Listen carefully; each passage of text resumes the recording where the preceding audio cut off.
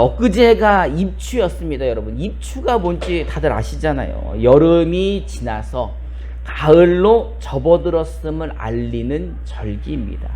이 입추 때 나오는 속담 중에는 입추 때는 벼자라는 소리에 개가 짖는다. 뭐 얼마나 날씨가 좋으면 벼가 쑥쑥 자라는 그 소리에 개가 놀라서 짖겠습니까? 근데 요즘 장마 때문에 개 짖는 소리가 쏙 들어갔죠. 벼 익는 소리가 나지 않기 때문인 것입니다. 얼마나 비가 내렸을까? 뉴스를 보니까요 46일째 비가 내리는 중이래요. 그리고 이제 다음 주 일주일도 비로 그냥 예약이 꽉 찼잖아요. 그래서 다음 주까지 비가 내려서 장마가 52일이 되면 역대급 최장마 기록을 깬다고 합니다. 그러니 얼마나 비가 많이 내리는 거예요. 뭐 52일 비 내렸는데 요 정도면은 감사한 거죠. 우리 또 인명피해 나지 않은 게 얼마나 감사합니까? 또 월정리는 뭐 산이 쓸려 내려가고 다리가 또 내려가고 난리도 아닌데 그나마 또 감사해야죠. 그런데 뭐 작년을 돌이켜보면 비가 안 와서 무더위로 열대야로 우리가 잠을 못 이뤘던 것 같은데 또 올겨울은 어땠습니까? 안 추웠잖아요. 안 추워서 패딩이 안 팔리고 해충이 안 죽어서 그 작년에 봤던 모기가 살아서 막 올해까지 나타나고 이런 현상들이 일어났죠. 사실 이 세상에서 평안과 안식을 찾는 것 자체가 모순이죠. 우리 지난주에도 함께 나누었지만 이 세상에서 안식이란 찾을 수 없죠. 평안도 찾을 수 없습니다. 왜 그런 거죠? 사실 이 세상을 사는 것 자체가 저주 아닙니까? 저주. 사실 아담과 하와로부터 내려온 저주가 우리에게만 임한 게 아니잖아요. 그들로 인해서 누구도 저주를 받습니까? 땅도 저주를 받는 거예요. 그래서 우리가 이 저주받은 땅 가운데 살고 있으니 얼마나 힘들겠습니까? 창세기 3장 17절을 우리 개역 한글로 한번 읽어봅시다. 시작.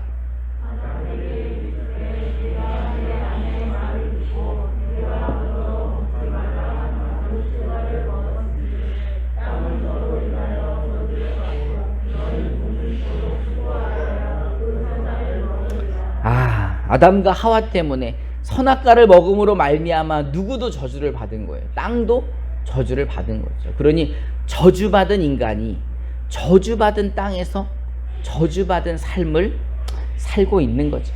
그러니 이 땅에서 안식하고 평안하고 그런 거를 기대하는 것 자체가 모순이고 어리석은 것입니다. 여러분, 참된 평화 그리고 참된 안식은 누구에게만 있습니까? 예수님에게만 있죠. 그래서 예수님 안에 있어야지만 참된 안식과 축복을 누릴 수 있는 거죠. 믿으십니까? 믿으십니까? 우리 지난주에 했던 말씀이잖아요. 그죠? 네. 여러분, 그 하나님이 임마누엘 교회의 말씀을 주시죠. 그럼 그 말씀을 누구를 통해 선포하게 하십니까? 설교자를 통해 선포가 되는 거죠. 그러면 그 말씀이 제일 먼저 누구에게 임할까요? 설교자에게 임하겠죠. 그러면 그 설교자가 그 말씀을 듣고 어떻게 하라는 거예요? 말씀대로 살라는 거죠. 저도 이제 지난 한 주간 동안에 이 말씀대로 살기 위해서, 말씀을 붙잡고 승리하기 위해서 노력을 했습니다. 그런데 노력을 했는데도 한 주간 내내 제 마음속에는 근심만, 걱정과 염려가 쌓여가는 거죠. 교회 축대가 무너졌는데 비는 계속 내리고 계속 비가 내리다 보니 축대가 계속 무너지고 지난주에 들었던 욕을 일주일 내내 듣는 거죠. 이해도 하죠. 예. 아랫집들의 걱정과 근심이 그대로 제게 욕으로 돌아오는 거죠. 그러니 얼마나 또 욕을 맛있게 먹었겠어요. 그러니 저 축대를 볼 때마다 근심과 걱정과 집안이 내려갈 때마다 이제 염려가 되는데 또 병원에서 전화가 오는 거죠. 예. 육신의 장막을 벗기 위해서 고군분투하시는 어머니로부터 전화가 오고 또 큰아들은 휴학을 하니 군대를 가니 천안으로 내려가니 많이 이런 고민을 가지고 있고 우리 집에 아들이 몇이 있어요? 넷이나 있죠. 둘째는 고3이에요. 건드리지 마세요. 엄청 날카로워요. 우리 집에 사야만 오면 숨도 못 쉬어요. 예, 지금 제일 예민한 코로나 시대의 고3인 거예요. 또 셋째는 저만 보면은 장난감 사달라 그러는. 아빠 병신로봇 사. 할머니만 보면은 병신로봇 사달라. 넷째는 또 얼마나 저를 좋아하는지. 저가 나가기만 하면 울어요. 아빠 어디 가냐고. 나도 데리고 가라. 어쨌든 한 주간 동안 이 가슴이 무겁고 이 염려와 근심이 많았던 한 주였습니다. 그래서 이렇게 염려와 근심이 많을 때는 어떻게 해야 되나. 여러분 어떻게 하라 그랬어요? 그리스도인의 매뉴얼이 뭡니까? 그리스도인이 이렇게 응급한 상황에서 제일 먼저 뭐 하라 그랬죠? 기억나시나요? 우리 마태복음 6장 33절부터 34절을 개역 한글로 읽어봅시다. 시작.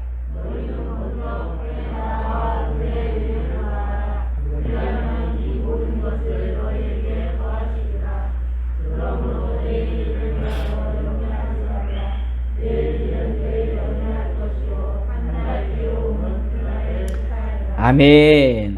먼저 해야 될 게 뭐라고요? 하나님의 나라가 내 마음에 이루어지기를 기도해야 하는 거죠. 그러면 나도 하나님의 나라가 내 마음에 이루어지도록 기도해야 되겠다. 하나님이 내 마음과 생각을 다스리도록 뭐 해야 돼요? 기도해야 되겠다. 하나님의 나라가 내 마음에 이루어져서 하나님이 나를 통치하실 때만이 내 마음과 생각을 지키시니 내가 염려와 근심과 걱정을 하지 않겠구나 라는 생각에 제 마음을 지켜달라고 다스려달라고 제가 기도했습니다. 그래서 내 마음의 주인이 되어주시고 내 마음과 생각을 주관해 주시고 내 마음의 평안과 안식의 주인이신 그분이 계시니 나로 하여금 평안하게 하여 주십시오 라고 기도를 했죠. 그러면서 생각을 해보니까 너무 이런 현상과 또 상황 가운데 제가 너무 쫄아 있구나 라는 생각이 들었습니다. 그래서 지난주에 우리가 했던 찬송이 뭐였죠? 주 안에 있는 나에게 난 근심이 있으랴 십자가 밑에 나가 내 짐을 풀었네. 할렐루야. 그렇게 주님을 찬송하면서 할렐루야 할렐루야라고 할 때 하나님이 우리에게 평안을 주시는 거죠. 여러분 우리가 살아가는 데 있어서 언제가 형통할 때입니까? 여러분 삶 가운데 언제가 가장 형통하셨습니까? 여러분 우리 그리스도인들이 언제가 가장 형통합니까? 하나님이 함께 하실 때가 형통하죠. 하나님이 함께 하실 때만이 우리가 진짜 형통했다 말할 수 있는 거 아닙니까?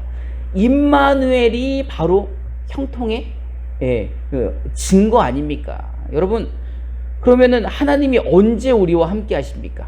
축대 무너질 때는 함께 안 하시고 또 성도들 많을 때는 함께 하셨다가 오늘처럼 성도들이 많이 안 있으면 또 하나님이 화나서 함께 안 하시고 뭐 이러실까요? 하나님은 그러시는 분인가요? 아니죠. 내가 너와 영원히 함께 하리라. 하나님이 그럼 영원히 우리와 함께 하신다면 우리의 모든 순간이 다 형통하다고 여러분 믿으십니까? 그럼 우리 교회 축대가 무너져도 형통입니까? 옆에 분들하고 한번 인사해 봅시다. 왜 대답을 못해? 여러분 뒤에 축대가 무너졌는데도 형통입니까? 어제 밤에 여기서 이렇게 설교 준비를 하는데 소리가 나는 거예요. 스스스스스스 우지지지지지. 여러분 요 뒤에 산사태 났잖아요. 우리 두릅 따드시는데 얼마나 두릅을 심으셨는지 그냥 흙을 팔 수가 없어요. 가시에 찔려가지고. 어쨌든 요 바로 뒤에가 산사태가 난 데인데 그 밑에서 설교를 하면서 내가 머리를 빗고 옷이라도 제대로 입고 산사태에 깔려 죽어야 내 시체를 발견했을 때 반바지에 티셔츠 차림이 아니니 조금 더 괜찮지 않을까? 머리라도 빗고 설교 준비를 할까? 이런 생각이 막 나는 거예요. 이거 설교 준비를 하다가 산사태로 죽으면 순교인가? 여러분 순교예요 아니에요? 옆에 분들하고 인사해 봅시다. 왜 대답을 못해? 이제 그런 생각을 하게 된 거죠. 어쨌든 하나님이 늘 함께 하시는 우리 임마누엘 교회 언제나 형통입니까? 하나님이 함께 하시는 여러분들의 삶 언제나 형통이십니까? 제가 그런 면에서 요셉을 참 좋아해요.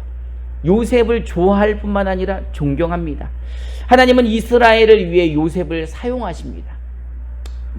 그의 첫 인생서부터 끝까지 사용하시겠지만 성경에서 하나님이 그를 사용하시기 시작하신 게 17세 정도예요.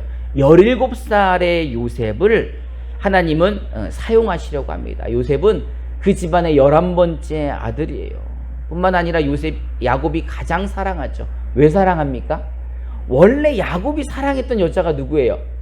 라헬이잖아요. 근데 라헬하고 애는 아기가 없었는데 요셉은 가장 사랑하는 아내 라헬에게서 난 아들이에요.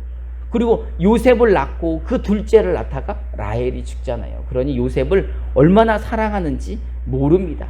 근데 그런 아들을 하나님이 사용을 하시는 거예요.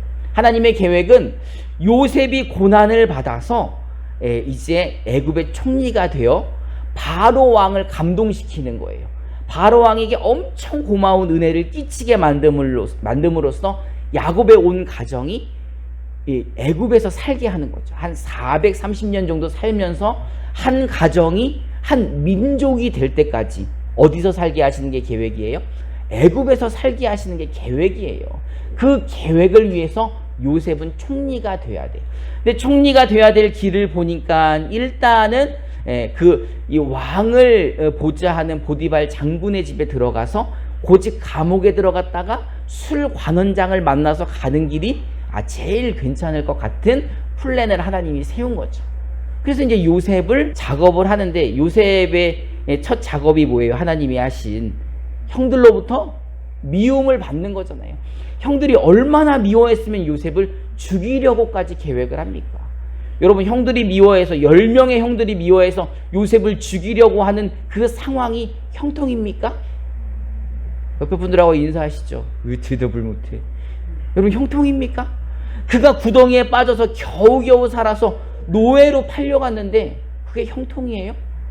노예로 잘 있다가 억울하게 누명을 얻어서 감옥으로 들어갔습니다. 여러분, 요셉이 감옥에 들어가는 게 형통입니까? 어쨌든 그 술 관원장을 감옥에서 만나서 요셉이 바로의 총리가 되죠. 그럼 총리가 되었을 때는 형통하다 말할 수 있습니까? 여러분, 요셉의 삶 가운데 언제가 형통이에요? 그 삶 전체가 형통인 거예요. 왜? 하나님이 함께 하시고 하나님이 그 삶을 인도하시기 때문입니다. 믿으십니까? 여러분, 요셉에게 하나님이 함께 하신다는 것은 요셉만 알고 있었던 게 아니에요. 주변의 모든 사람들이 다 알 정도예요. 창세기 39장 1절부터 3절을 우리말 성경으로 한번 읽어봅시다. 시작.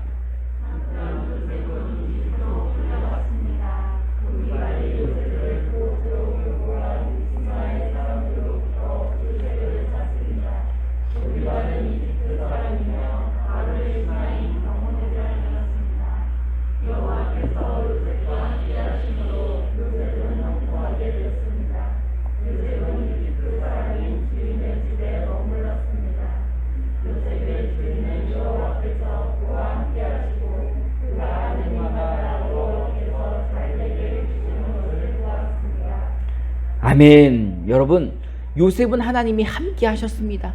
그걸 요셉만 알고 있는 게 아니라 요셉의 주변 사람들도 알고 그 보디발 장군도 알고 있었습니다. 주변의 모든 사람들이 그가 형통함을 알고 있었고 그의 형통함의 비결이 하나님이 함께 하심인 것을 알았습니다. 그렇다면 지금 여러분은 하나님이 함께 하십니까? 그렇다면 여러분의 삶도 형통이십니까? 지금 망할 것 같은데, 지금 마음에 근심이 있고 걱정이 있고 문제가 태산 같은데 여러분의 삶이 형통하다 믿으십니까? 사실 우리는 하나님이 함께 하시는 형통한 사람들이에요. 그거를 누구만 모를까요? 나만 모르는 거지. 나만 못 믿는 거지. 사실 우리의 삶은 형통하거든요. 하나님이 함께 하시기 때문입니다. 여러분, 하나님이 함께 하시는 사람은요, 의인이에요. 의인. 사도 바울은요, 오직 의인은 믿음으로 살아야 된다고 이야기하고 계십니다. 로마서 1장 16절부터 17절을 개역 개정으로 한번 읽어봅시다. 시작.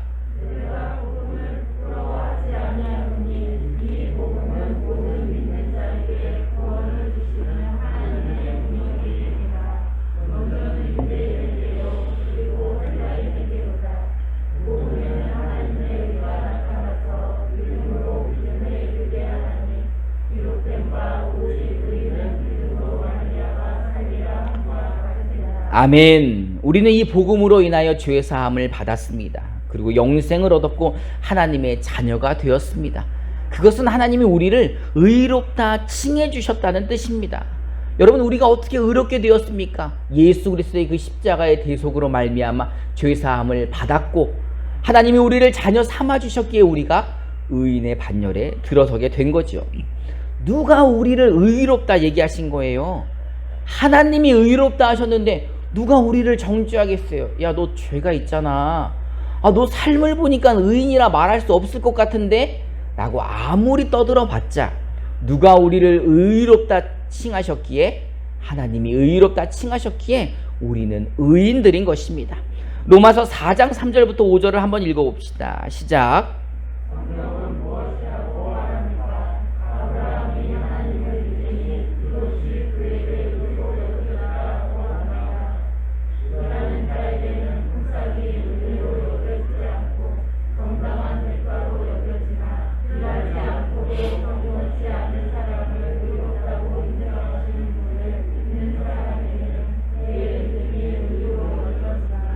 아멘. 하나님이 우리를 의롭다 하셨고 그것을 믿는 자들은 의인인 것이죠.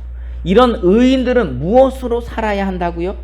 믿음으로 살아야 한다는 것입니다. 어떤 믿음입니까? 임마누엘의 믿음. 하나님이 우리와 함께 하신다는 믿음. 하나님이 우리와 함께 하시고 우리를 인도하신다는 그 믿음. 하나님이 우리의 아버지라는 그 믿음으로 우리는 살아야 하는 것이죠. 여러분, 형통이 뭐라고요? 하나님이 함께 하심이 형통인 것입니다. 그러니 지금 우리의 삶이 형통입니까? 아닙니까? 형통이죠. 그래서 우리가 근심, 걱정, 염려할 필요가 없다는 거죠. 형통한데 왜 근심하십니까? 또 왜 근심하면 안 되는 줄 아세요? 여러분, 하나님을 누구라 부르십니까? 아버지라 부르시는 거예요. 하나님이 아버지인데 그 자녀들이 지금 뭐 하고 있어요? 걱정하고 있어요. 근심하고 있어요. 염려하고 있어요. 아버지가 하나님인데 그러면 지금 누구를 무시하고 있는 거예요? 하나님을 무시하는 거죠. 축대가 무너져서 어떡하면 좋아.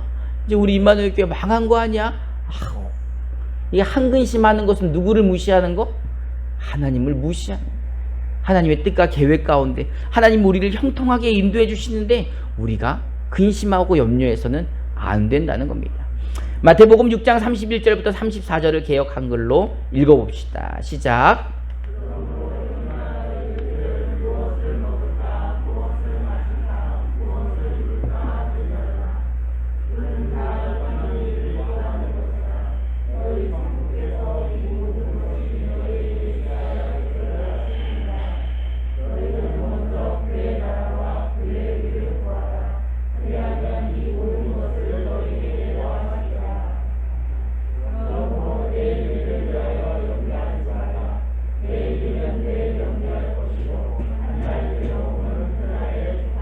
아멘. 여러분, 세상 사람들처럼 먹고 사는 문제로 우리 근심 걱정하지 맙시다. 먼저 하나님을 믿으시기 바랍니다. 먼저 하나님을 신뢰하시기 바랍니다. 먼저 하나님이 우리 아버지이심을 여러분 믿으시기 바랍니다. 요셉처럼 그 상황이 어떻든지, 요셉처럼 그 현상이 무엇이든지, 내가 노예에 처해 있든지 감옥에 들어가 있든지 형들로부터 미움을 받든지 그게 중요한 것이 아니라 뭐가 중요하다고요? 하나님이 우리와 함께 계시는지가 중요한 것이고 그것을 믿는 것이 중요한 것입니다. 여러분, 이제 우리의 아버지이신 하나님을 신뢰하시기 바랍니다. 여러분들의 삶이 형통함을 믿으시기 바랍니다. 우리 빌립보서 4장 6절부터 7절을 우리말 성경으로 한번 읽어봅시다. 시작.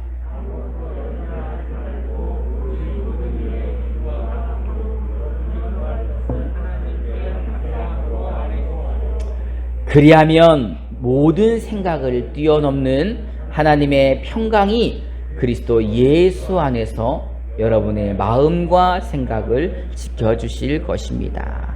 아멘. 여러분 이제 아무것도 염려하지 마시기 바랍니다.